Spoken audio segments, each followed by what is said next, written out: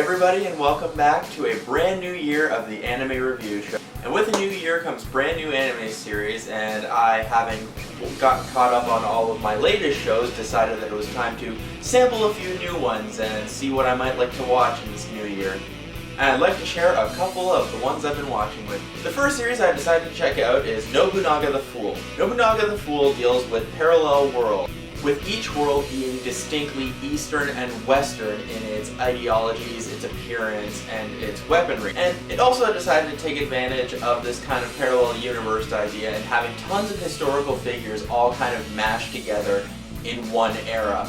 I.e., Joan of Arc, King Arthur, and Leonardo da Vinci are all characters in the show existing at the same time.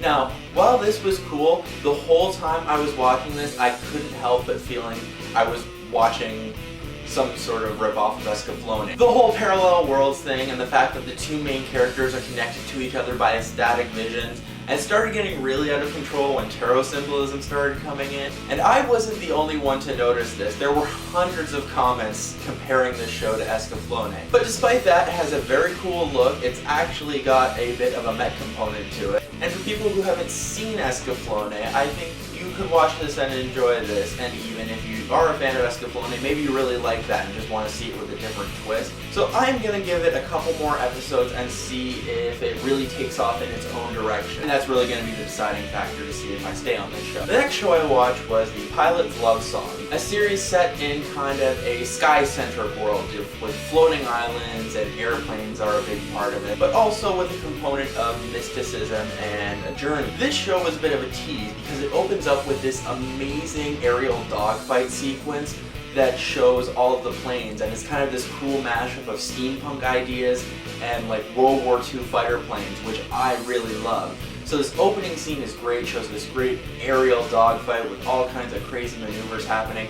But as soon as the opening theme rolls and we get into the show, we immediately fall into more of a drama setting. The main characters are all pilots in the military, of course, and it seems that any anime these days that has a military setting, they have to drag the characters through, the recruit phase where they all are at some academy getting to know each other. I personally am just kind of tired of this form of introduction. I really think that if you have a military setting, you can get right into it and maybe allude to the characters' past and how they met each other. I don't know if it's just a result of deciding to have young characters or just going to school is a trend in anime right now. But if they get back to those cool dogfighting sequences we saw in that opening show, I'm definitely going to hang on to this. That kind of fight was kind of everything I was hoping to see from Last Exile, but really didn't. But definitely give it a try if you're into the kind of steampunk look or just an airplane fanatic. I think it'll be great. And the final show I decided to watch was entitled Strange Plus. Strange Plus just kind of gave us a quick synopsis and trailer before releasing its first episode, and it talks about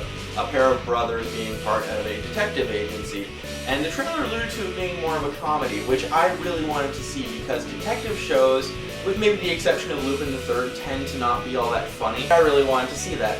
Now, little did I know that the first episode of Strange Plus would be a total of 3 minutes long, and is just more of a comedic anime vignette, where it is just 3 minutes of absolute nonsense happening. You're not even really introduced to the characters, they're all just kind of doing wacky things. But I gotta say, I got some genuine laughs out of those 3 minutes. Some of the jokes were just kind of dirty humor, but the other ones reminded me of old cartoons and just wacky stuff happening. Also, I'm a big fan of, short form content. I consume tons of videos on YouTube, and sometimes we just need that quick laugh in those 2 to 3 minutes. And that is what this first episode of Strange Plus is. So I'm definitely going to be continuing to watching it because who doesn't love a chuckle, right?